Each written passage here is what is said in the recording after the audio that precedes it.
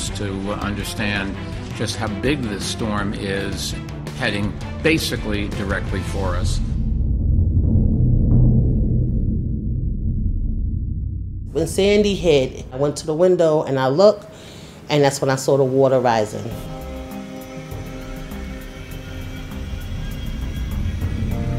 There was abandoned cars, like on the side of the road, upside down. I seen homes flew away. People was on their mattress floating through here. My worstest fear was of we drowning. I don't know how to swim, and my children didn't. There was no way out of here.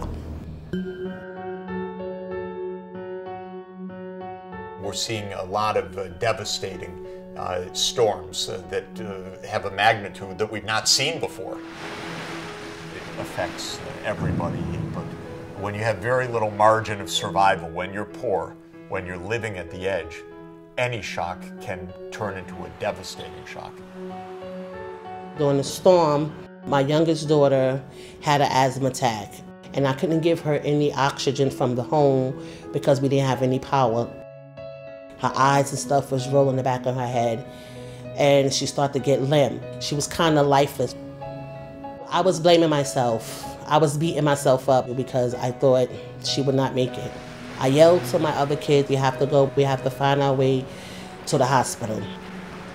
I live in a low-income place. It's the last stop for everything, the last stop on the A line and the last stop on the bus line. It is so far, it's hard to get help to come this way. And that's very, very, very dangerous.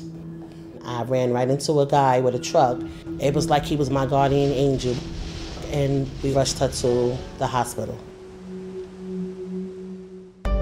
When New York was hit by Superstorm Sandy, the lights went out.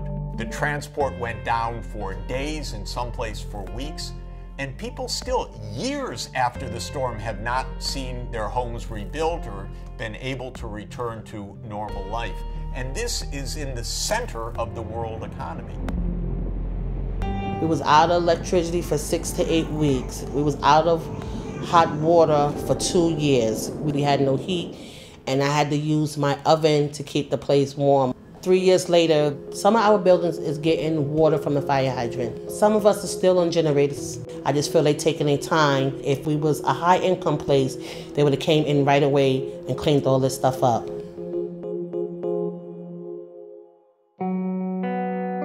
Words can't describe the way I feel to see my children. Every time a rainstorm come up to now, the kids will start grabbing their school bags, storing food in there. It like really, really hurts my heart. All of the difficulties of rebuilding for poor people in our community takes years and years, even in the most sophisticated part of the entire world economy. And in other parts of the world, maybe there is no recovery. Maybe there's just devastation.